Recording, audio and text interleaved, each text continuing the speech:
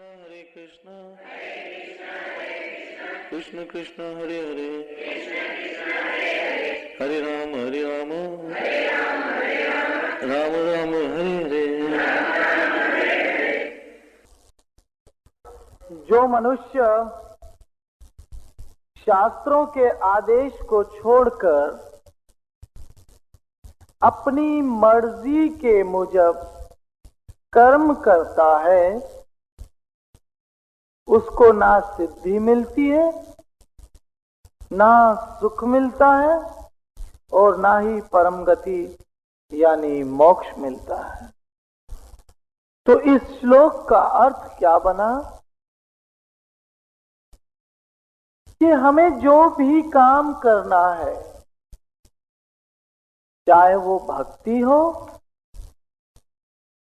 या कोई भी कर्म हो, वो शास्त्रों के बताए हुए तरीके पे करना है, अपनी मर्जी से नहीं। क्योंकि गीता में बताया है कि अगर अपनी मर्जी से हम करते हैं तो ना सिद्धि मिलती है, ना सुख, ना ही मोक्ष। उसका मतलब हुआ कि अपनी मर्जी से कर्म करने वाले का सारा ही कर्म पतन हो जाता, उस कर्म का कोई भी अर्थ निकलता नहीं है। जैसे मैं आपको एक उदाहरण दूं कि हम कोई छोटा सा टेप रिकॉर्डर बाजार से खरीद कर लाते हैं तो उस टेप रिकॉर्ड के साथ एक किताब भी मिलती है, होती है ना, एक छोटी सी किताब। वो किताब में क्या लिखा होता है कि इस टेप रिकॉर्ड को ठीक तरह से कैसे चलाया जाए, कौन सा बटन दबाओगे तो प्ले होगा, किस बटन को दबाने से रिकॉर्डिंग होगी, किस बटन को दबाने से रिवर्स, किस बटन को दबाने से फॉरवर्ड। अब आप कहो नहीं, ये किताब को रहने दो, हम अपनी मर्जी से बटन दबाएंगे, किताब के बताए हुए तरीके पर टेप रिकॉर्ड के बटन नहीं दबाएंगे, हम अपनी मर्जी से दबाएंगे, तो क्या टेप रिकॉर्डर ठीक चल सकता है? नहीं, खराब हो जाएगा। अगर आपको टेप रिकॉर्डर का ठीक मजा लेना है तो फिर जैसे उस किताब में लिखा है वैसे ही टेप रिकॉर्डर के बटन आपको दबाने हैं। अब वो टेप रिकॉर्डर के साथ जो किताब है वो किसने लिखी है, किसने बनाई है? उस कंपनी ने, जिस कंपनी ने टेप रिकॉर्डर बनाया है, ठीक है। क्योंकि वो कंपनी जानती है कि इस टेप रिकॉर्डर का प्ले कौन सा है, रिवर्स कौन सा है, फॉरवर्ड कौन सा है, और उसने वो टेप रिकॉर्ड को ठीक तरह से चलाने का सारा तरीका उस किताब में लिख दिया है। अब अगर हम उस किताब के मुजब जैसे जैसे उस किताब में लिखा है वैसे टेप रिकॉर्ड को चलाएंगे तो टेप रिकॉर्ड ठीक तरह से चलेगा। और कहो नहीं, हमें ये किताब की जरूरत नहीं, हमारी बुद्धि ज्यादा है, हम अपनी मर्जी से बटन दबाएंगे, तो क्या होगा? टेप रिकॉर्ड चलेगा नहीं, खराब हो जाएगा। तो मैं कभी कभी ये सोचता हूं कि एक छोटी मशीन बगैर किताब के ठीक तरह से नहीं चल सकती है, तो ये मनुष्य जन्म और मनुष्य का शरीर जो एक बहुत बड़ी मशीन है वो बगैर किताब के कैसे चल सकता है? इसीलिए इस मनुष्य जन्म को सफल करने के लिए भी हमें भगवान ने शास्त्रों की किताब दी है। इसीलिए यहां पर भगवान कहते हैं कि अगर तुमने शास्त्रों के अनुसार कर्म किए तो सिद्धि मिलेगी, तो ही मोक्ष मिलेगा। और अगर शास्त्रों के आदेश को छोड़ दिया, संतों के आदेश को छोड़ दिया, वैष्णव के आदेश को छोड़ दिया और अपनी मर्जी से कर्म किया, तो वो कर्म नाश हो जाएगा, उसका कोई भी सिद्धि, कोई भी मोक्ष और कोई भी कर्तव्य मिलेगा नहीं। तो शास्त्र क्या सिखाते हैं? नियम सिखाते हैं, सिद्धांत सिखाते हैं, और सिद्धांतों की एक प्रकार की हमारे आगे रेखाएं खींच देते हैं कि मनुष्य जन्म के कर्म करने की रेखाएं यहां तक है, यहां तक आपको कर्म करना है, इससे आगे करोगे तो बंधन पड़ेगा। इतने कर्म आपको करने और इस प्रकार से कर्म करने और उस सीमा से अगर आगे बढ़े तो आपको दुख उठाना पड़ेगा। लेकिन मनुष्य को माया भटकाती है, इसलिए वो कर्म रेखाओं की सीमा को उल्लंघन करता है। और जब कर्म रेखाओं की सीमा का उल्लंघन होता है तो उसको दुख होता है। जैसे रामायण की एक घटना है कि लक्ष्मण जब श्री राम के पीछे जा रहे थे तो उन्होंने सीता के आगे क्या एक खींची थी? रेखा खींची थी, रेखा खींची थी ने, और सीता को कहा था माता इस रेखा के अंदर ही रहकर अपने कर्म करना, इस रेखा के बाहर निकल के कोई कर्म नहीं करने का है। सीता ने कहा ठीक है। इतने में रावण छल कपट करके एक ब्राह्मण का वेश पहन कर आया और सीता को कहा मैया सीता हमें क्या दो? भिक्षा दो। सीता ने भिक्षा देना चाहा, लेकिन रावण ने कहा कि ऐसी बधी हुई भिक्षा, हमें बंधन वाली भिक्षा नहीं चाहिए। आप इस रेखा के बाहर आकर बंधन तोड़कर हमें भिक्षा। सीता ने कहा नहीं नहीं, मैं इस कर्म रेखा को उल्लंघन नहीं करूंगी। लेकिन रावण तो माया था ना, इसलिए बोल छल कपट किया। और क्या क्या कि सीता ने खाली एक पांव अपना उस रेखा के बाहर निकाला कि उसको हरण करके ले गया। और सीता को दुख उठाना पड़ा कब? जब उसने रेखा का उल्लंघन किया। हालांकि वो दान कर रही थी, लेकिन दान रेखा के अंदर रहकर नहीं, रेखा का उल्लंघन करके किया, तो उसको राम से दूर होना पड़ा, तकलीफ उठानी पड़ी। अगर सीता उस रेखा के बाहर ना निकलती तो रावण की हिम्मत नहीं थी कि उसका अपहरण। लेकिन सीता ने लक्ष्मण की बात को ना मानकर उस रेखा को तोड़ दिया और इसलिए उसको रावण के साथ जाना पड़ा, राम से जुदा होना पड़ा और तकलीफें उठानी पड़ी। ऐसे ही शास्त्रों ने हमारे जीवन में भी कई रेखाएं खींची है। लेकिन जब मनुष्य उन रेखाओं का उल्लंघन करता है तो काम रूपी रावण उसकी बुद्धि का अपहरण कर लेता है और वो भगवान से दूर होता चले चला जाता है। इसीलिए यहां पर भगवान ने कहा तुम्हें जो भी कर्म करना है अपनी मर्जी से नहीं करना है, शास्त्रों के बताए हुए तरीकों पे करना है कि जैसे शास्त्र कहता है वैसे ही कर्म करने। अगर शास्त्रों की मर्यादा का उल्लंघन किया तो उन कर्मों का कोई भी फल नहीं निकलेगा। और शास्त्र क्या कहते हैं? शास्त्र कहते हैं, जैसे भगवत गीता कहती है, मन मना भव मद भक्तो मदयाची माम नमस्कुरु। हे अर्जुन तुम मेरे भक्त बनो। ये कौन कह रहा है? श्री कृष्ण कह रहा है। भगवान कह रहा है गोविंद क्या कह रहा है? तुम मेरे शरण ले लो। इसीलिए जो अपने मर्जी के कर्म करते हैं वो भक्त कहलाते नहीं, वो साधु कहलाते नहीं है। साधु और भक्त और सत्संगियों के क्या लक्षण है कि भगवान की जो मर्जी वही उसकी मर्जी। इसलिए सबसे पहले सत्संग का लाभ है शास्त्रों के अनुसार कलयुग में हरि का नाम, कलयुग में प्रभु का नाम। और इस नाम के लिए सबने कहा, जैसे शंकराचार्य एक जगह लिखते हैं, शंकराचार्य क्या लिखते हैं? भज गोविंदम भज गोविंदम भज गोविंदम मूढ़मति। जब वो हिमालय पे अपने प्राणों को त्याग रहे हैं तो अपने सर्व शिष्यों को बुलाकर एक ही आदेश दिया, क्या क्या दिया?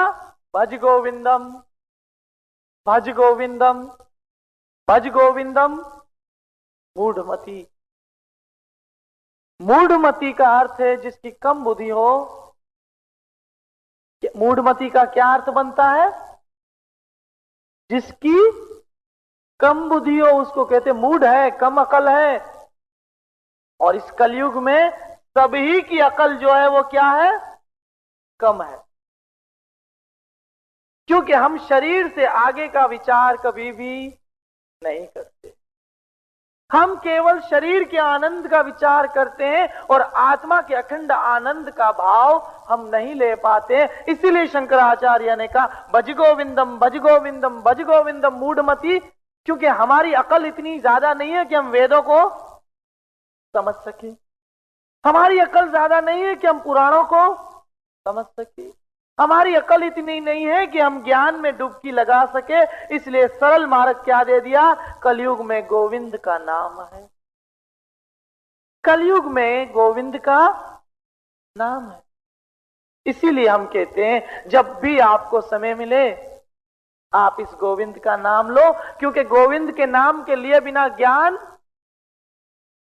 नहीं होने का है।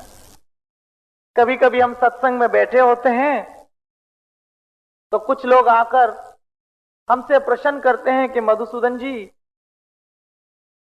आपकी सत्संग सुनते सुनते हमें 6 महीने हो गए लेकिन ज्ञान अभी तक हमको नहीं हुआ, हमको ज्ञान दो।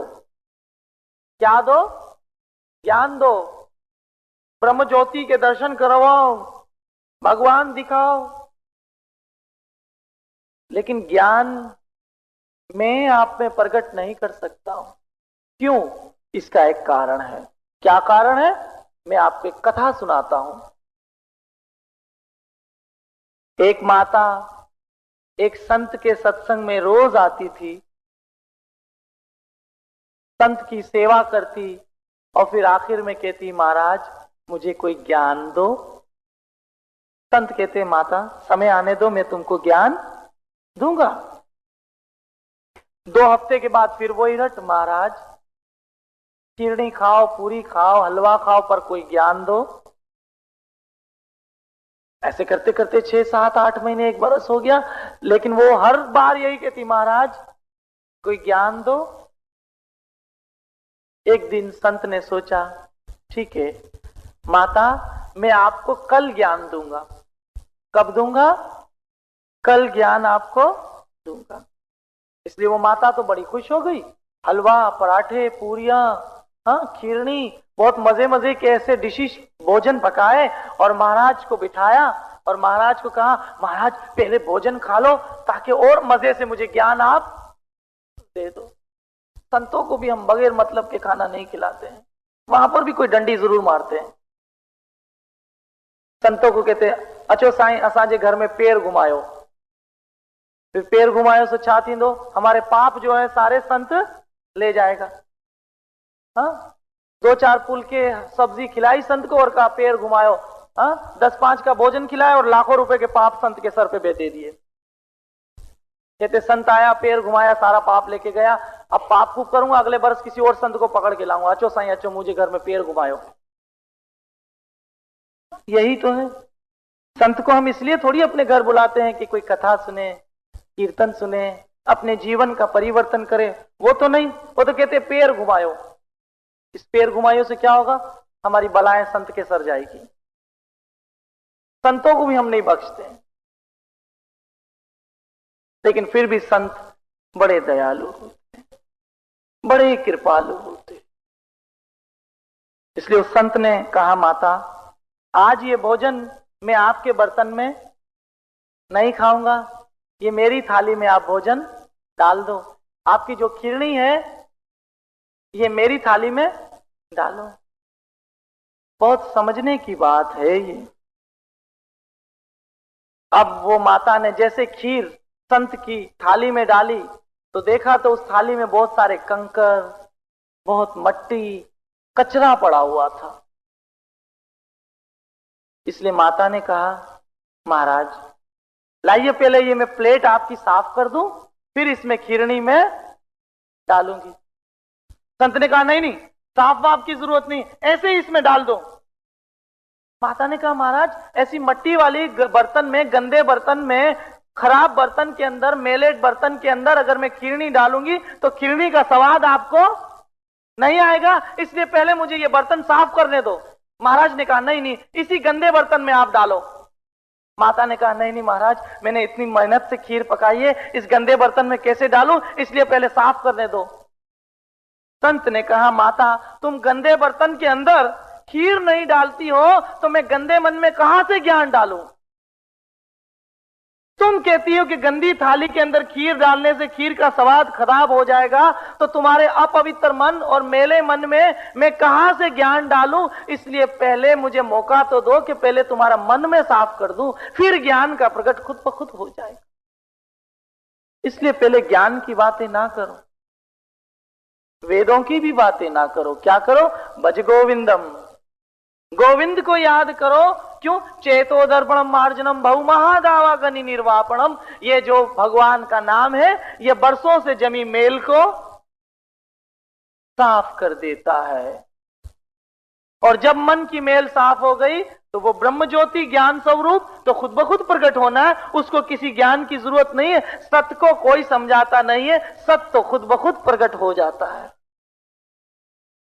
इसलिए आप सबसे पहले ज्ञानी बनने की ना कोशिश करो, ध्यानी बनने की ना कोशिश करो, भगवान के प्रेमी बनने की कोशिश करो। प्रेम से उस कृष्ण का नाम लो, हरे कृष्ण कृष्ण कृष्ण हरे हरे, हरे राम राम राम हरे हरे। ये नाम जो कलयुग में है इसके बिना कोई आधार नहीं है।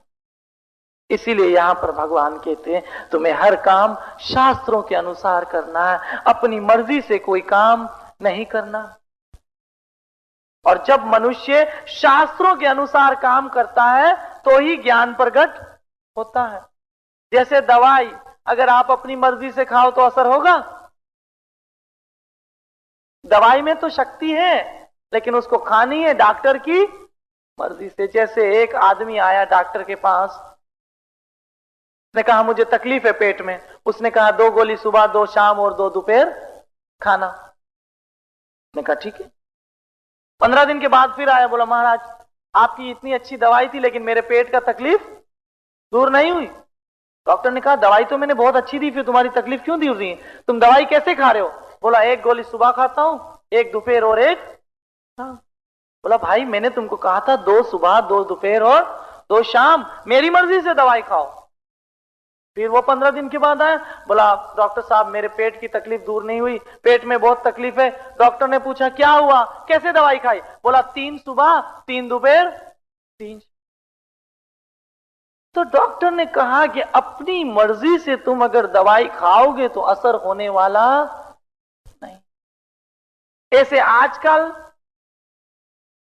सत्संग एक फैशन हो गया है, जहां आदमी की मर्जी आई चले गया, जो मर्जी आई मंत्र जापने लगा और 6 महीने के बाद बोला सत्संग का असर तो हुआ नहीं। होगा कहां से? जब तक आप संतों के आदेश अनुसार अपने जीवन को नहीं बिताओगे, शास्त्रों के अनुसार अपने जीवन को नहीं बिताओगे, कैसे मजा आएगा सत्संग का? देखो बहुत सारे डॉक्टरों की दवाई लेने से क्या होता है, बीमारी बढ़ जाती। ऐसे जब तक हम नए नए साधिक है, किसी एक संत से ही सत्संग सुननी चाहिए। जब हमारी साधना संपूर्ण हो जाए तो पूरे विश्व में सत्संग को जाओ, लेकिन जब तक साधना संपूर्ण नहीं हुई है, जिस संत पे आपका विश्वास है, जिस संत को आप समझ सकते हैं कि इसके ज्ञान से मुझे कृष्ण प्रेम मिलके मेरे मन में प्रकट हो जाएगा ज्ञान, उसी से केवल सत्संग। नहीं तो हजारों जगह की सत्संग सुनने से कोई विटामिन ए देगा, कोई विटामिन बी देगा, कोई है तो सारे ही विटामिन, लेकिन वो अपने अपने हिसाब से दे रहे हैं, इसलिए हमारा खिचड़ी हो जाएगी। इसीलिए हम कहते हैं कि ज्ञान लेने की कोशिश ना करो, पहले तो कृष्ण का नाम जपो। श्वास श्वास सिमरे गोविंद, मन अंतर की उतरे चिन्ह, क्योंकि ये खजाना मन के अंदर है, मत ढूंढो कहीं बाहर। आनंद हम सोचते लंदन में आनंद मिलेगा, लंदन वाले सोचते चलो वापस बंबई, वहीं आनंद अच्छा था। हाँ, आनंद कहां है? आनंद कहाँ है? आनंद आपके मन में, लेकिन उस पे चढ़ गया क्या है? माया का मेल। जब तक वो माया का मेल साफ नहीं होगा, आनंद हमको नहीं मिलेगा। जैसे एक पिता थे, एक पिता ने मरते समय कहा कि ये सामने जो तिजोरी पड़ी है उसमें 4 लाख रुपए है, चारों भाई 1-1 लाख रुपए ले लेना। अभी बाबा जी की अर्थी उठाई जा रही है तो चारों भाई कह रहे अभी अर्थी जला के आएंगे, 1-1 लाख रुपए के मालिक हो जाएंगे। इसलिए अर्थी को जैसे जला के आए, मेहमान सब चले गए, चारों भाइयों ने कहा चलो तिजोरी खोलते हैं, 4 लाख रुपए पड़े, 1-1 लाख रुपए के मालिक। पिताजी ने जो पेट काट काट के जमा किया था अब उसके हम गुलछड़े उड़ाएंगे। इसलिए चारों भाई ने जब तिजोरी खुली, ऊपर देखा, नीचे देखा, इधर देखा, उधर देखा, उसमें 4 लाख तो क्या 1 रुपया भी नहीं था। चारों को बड़ा गुस्सा आया, बोला पिताजी मरते मरते हमको भी चक्कर दे गए, कहा था कि 4 लाख रुपए, इसमें तो 4 रुपए भी नहीं है। बड़ा गुस्सा आया और कहने लगे पिता ने मरते समय झूठ बोला और 1 पैसा भी नहीं छोड़ा है। बड़ा अफसोस और दुख हुआ। इतने में उनके पिता के एक मित्र आए, बोला क्यों चारों भाई क्रोध कर रहे हो? बोला हमारे पिता ने देखो लिखा है साफ कि 4 लाख रुपए इस तिजोरी में है, चारों भाई 1-1 लाख ले लेना, लेकिन इसमें तो 1 रुपया भी नहीं है। क्या हमारे पिता ने झूठ बोला? तो उसके मित्र ने कहा तुम्हारे पिता ने झूठ नहीं बोला है, लेकिन तुमने वो धन देखा नहीं है। वो कैसे धन है? बोला रुको, एक को कहा तुम जाकर कोई तार वाला बुरुश लाओ, दूसरे को कहा तेजाब लेके आओ, चौथे को कहा साबुन लेके आओ, 5 ऐसे पानी की बाल्टी लाओ। ऐसे चारों भाई सब लाए। लाने के बाद उस संत ने कहा अब इस तिजोरी को खुरचना शुरू करो, इसका रंग ऊपर से उतारो। तेजाब डाला, पानी डाला, साबुन डाला, तो जैसे जैसे ऊपर का रंग वो काट, वो जंग चढ़ चुका था, वो रंग चढ़ा था, उसको जैसे जैसे उतारते गए उसमें से चमक आती गई। और जब सारा मेल, सारा रंग उतर गया तो वो सोने की अलमारी थी, सोने की तिजोरी। तो पिता ने तो सही कहा था कि 4 लाख की, इसमें 4 लाख है, लेकिन बेटे उसको समझ नहीं सके क्योंकि उस पर मेल चढ़ा था। ऐसे हमारे अंदर ही खजाना है आनंद का, बाहर ढूंढने की जरूरत नहीं, लेकिन उस खजाने के ऊपर संसार का मेल चढ़ गया है। और जब तक वो मेल उतरेगा नहीं, वो आनंद आपको नहीं आएगा। और उस मेल उतारने के लिए ही हम क्या करते हैं? सत्संग करते हैं। सत्संग में दिल को साफ करने का क्या मिलता है? हरि का नाम। कौन सा नाम? हरे कृष्ण कृष्ण कृष्ण हरे हरे, हरे राम राम राम हरे हरे। ये महामंत्र का जब जाप हमारे सांसों में गोविंद का नाम उतर जाता है तो मन का मेल साफ होकर अंदर वो ब्रह्म ज्योत का उजाला होता है जिससे हम अपने जन्म को सफल कर सकते। इसलिए मैं सारी माताओं से और आप सब महापुरुषों से ये आशा रखता हूं कि ये जो गोविंद का नाम है, कृष्ण का नाम है, अपने जीवन के साथ बांधे चले जाओ। अपने श्वासों के साथ इस कृष्ण के नाम को लेते चले जाओ, क्योंकि कृष्ण की कृपा से ही हमारा शरीर चल रहा है। इस शरीर में शक्ति आत्मा है, आत्मा कृष्ण का अंश है। आत्मा ही वो शक्ति है जिससे आपकी आंखें देख सकती है, आत्मा ही वो शक्ति है जिससे हमारे कान सुन सकते हैं, आत्मा ही वो शक्ति है जिससे हम बोल सकते हैं। और जैसे ही वो प्रभु की शक्ति निकल गई, ये शरीर हमारा एक पल में जमीन पे गिर जाएगा। फिर आंखों के सामने कोई फिल्म चलाओ, कान के साथ गाने सुनाओ, जबान को भोजन खिलाओ, लेकिन वो एक जगह से भी हिलने वाली नहीं है। ये उस प्रभु की कृपा है जिसकी कृपा से ही हमारा शरीर चल रहा है। जैसे महाभारत में क्या हुआ कि श्री कृष्ण अर्जुन के रथ चला रहे थे, और जब महाभारत का युद्ध समाप्त हुआ तो कृष्ण ने अर्जुन से कहा, अर्जुन आज के दिन तुम पहले रथ से उतर जाओ। अर्जुन ने कहा प्रभु रोज तो आप पहले रथ से उतरते थे, आज मुझे कहते हो कि मैं पहले रथ से उतर जाऊं? कृष्ण ने कहा अर्जुन आज के दिन तुम पहले रथ से उतरो। अर्जुन को आश्चर्य था, लेकिन भगवान की बात मानी और वो रथ से उतर गया। जैसे ही रथ से अर्जुन उतरा, थोड़ी देर के बाद श्री कृष्ण उतरे और जैसे ही भगवान उतरे रथ जलकर भस्म हो। अर्जुन को आश्चर्य हुआ, कहा भगवान ये रथ जल गया? बोला अर्जुन ये रथ आज थोड़ी जला है, ये रथ तो महाभारत के युद्ध के पहले ही दिन जल गया, जब भीष्म पितामह कर्ण और द्रोणाचार्य ने अपने अग्नि बाण चलाए थे। लेकिन हे अर्जुना, उस रथ को मैंने अपनी योग माया से संभाल रखा था, और आज मैं अगर इस रथ के पहले उतर जाता तो इस रथ के साथ तुम भी जल जाते। तो ये शरीर रूपी रथ में श्री कृष्ण इस रथ को अपनी योग शक्ति से चला रहे हैं, नहीं तो इस पे तो तीर कैसे बड़े बड़े आ रहे। कभी कैंसर का तीर आया, कभी हार्ट अटैक का तीर आया, कभी ट्यूबरक्लोसिस का तीर आया, कभी श्वास का तीर आया, कभी किस बीमारी का तीर आया। हम सबों पे वो तीर तो आ रहे हैं ना बीमारियों के, क्योंकि जेम्स यहां घूम रहे हैं। लेकिन कृष्ण ने वो अपनी शक्ति से हमारे शरीर को बचा रखा, इसलिए हमें अहंकार नहीं होना चाहिए। इसलिए आशा करता हूं हम सब श्री कृष्ण के अर्पण होके शास्त्रों के अनुसार अपना काम करके, जीवन कृष्ण अर्पण करके अपने कर्म बंधनों से छूटकर वापिस मोक्ष पथ को पा लेंगे। राधे कृष्ण। जय जय श्री राधे,